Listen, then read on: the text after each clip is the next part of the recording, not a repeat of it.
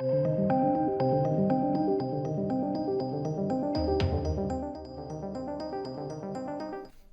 ladies and gentlemen. Let's talk Halloween Ends. So it's out today. It was released, and we'll talk non-spoilers first, then get into spoilers. But this was released simultaneously. So it was released on Peacock, unusual name for a streaming service, of course, and in theatres. Now that's a sign, generally speaking, of a production company not having faith in a film. Now last year, Halloween Kills did exactly the same thing, but I guess the argument was that, well, you know, COVID, I guess, right? This being released on Peacock as well as in theatres at the same time wasn't really a good sign. I didn't think it was going to be a good sign, and you know what? This movie has very strange writing, and it just falls apart. I was kind of waiting for it to kind of get to the point where I would go, oh, okay, now that makes sense. So, you know, this film is almost as if they've been making it up as they go along.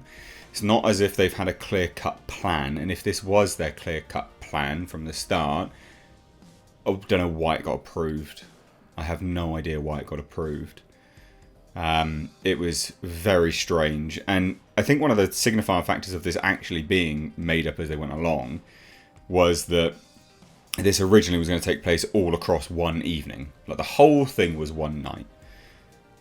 So Halloween Kills, Halloween Ends. It was all across one evening, one Halloween. And then they did a 4-year time jump in universe between Halloween Kills and Halloween Ends. And to me, that was the real signifier that they are just kind of making this up as they went along. So in terms of how it was shot, good film, good shooting, right? Score, good. Nice hearing that score, the original John Carpenter one, come through. It was perfectly fine, perfectly serviceable from all technical aspects. But it's the story that just falls apart. Like, massively. There are characters. Laurie's granddaughter, her motivation is just... Well, her motivation is her clunge. It's her vagina. That's her motivation in this film. Super, super odd.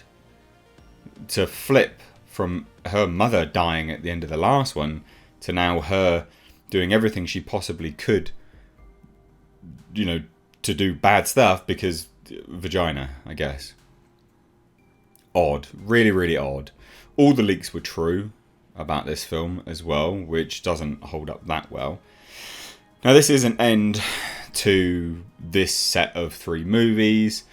It's not necessarily the end of Halloween as a franchise, and I think that's a shame. Like, we know that they were never going to actually end it. We know why, because of money.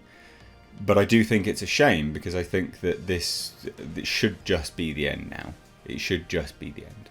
They've really opened up the lore quite a lot in this one specifically, because of course, if you don't remember, Michael Myers at the end of the last film was essentially beaten, shot, just obliterated, and still survived.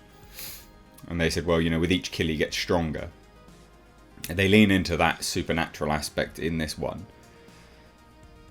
But, mild spoiler, if you're expecting Michael Myers to do lots of killing in this film, he doesn't. No, we follow someone else instead. Yeah.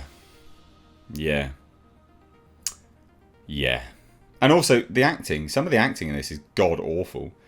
There is a group of teenagers that are berating a child, and they're like, well, a boy, and they're about to get murdered.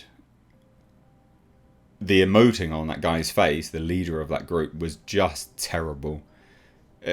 Like high school play, drama level stuff. Like really, really, really bad. So, I can't recommend the film. Genuinely. It's like 2 hours long. It's quite boring for 2 hours. And you know what? I was watching this and I was like, oh, that's a really good, great aspect. Great. Oh, that's a good... And then it just jumped the shark and went absolutely batshit crazy. Which I'll talk about in spoilers. So, there's my non-spoiler review. Now let's talk spoilers. So we follow Corey, a babysitter who accidentally murders someone. So manslaughter, I guess. Accidental. Who then looks into the eyes of Michael Myers and suddenly becomes evil. And this boy is who Laurie's granddaughter gets all wet for. And does the most ridiculous decisions I've seen. Anyway, so we follow that. And we're basically watching this boy do a lot of murders at the start. So he's killing people. And sort of getting Michael to teach him. And he's healing from it as well. Like, he's getting healed and stuff. And so does Michael. There's a scene where Michael kills a police officer in the sewers. He's been living in the fucking sewers. It's like Pennywise, for goodness sake. So he's been living in the sewers, murdering people. Putting them in mud. And building them into, like, pillars and stuff. Just give me the story about that. That would have been much better than this. So he murders a cop. And then he sort of shakes violently and stands upright. And you're like, oh, okay, so there's the supernatural element. Like, yeah, he's getting more power from each murder. So that's literally how he survived, is that he was killing people and surviving because of that. But then they also flip that at the end, because they're like, no, he's just human. But there's an evil within him, and it just changes shape. And you're like, oh yeah, the shape. Michael Myers is called the shape. Fucking hell. Anyway, decisions that were done. Granddaughter, Laurie Strode's granddaughter, decides that she's just going to leave her grandmother. It's like everyone has a brain aneurysm between movies in this series. Like, your daughter died. Your daughter died. And now, well, your mother died. The granddaughter, the daughter, sorry, of Laurie. And now you're just going to reject your grandmother to run off with a boy. Because reasons? Because your vagina's wet or something like that? Doesn't make any sense. Like, super dumb. She's trying to warn her about Corey.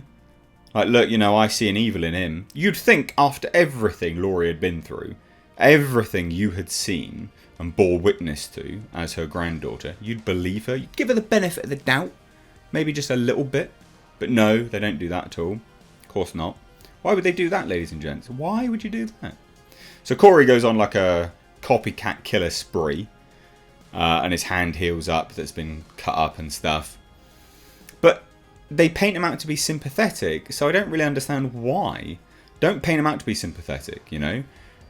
There's no point. There's no point having him as someone who's accidentally murdered someone.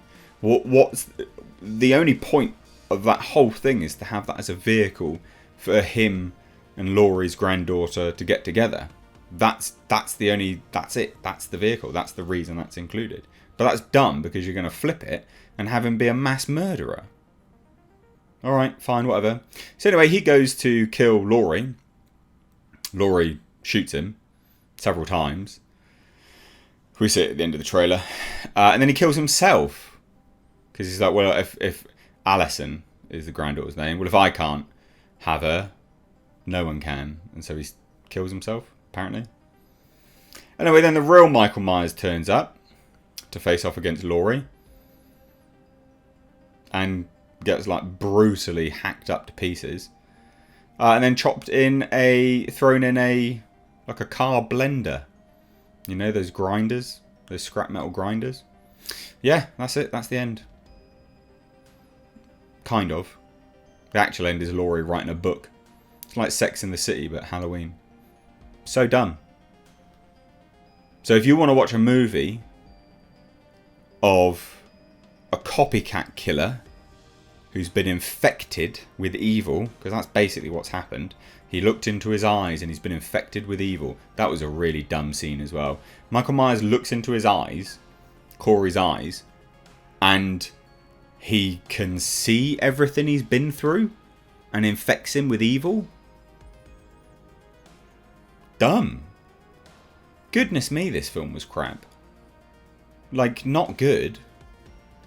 I'm not sure how you could think this was a satisfying conclusion.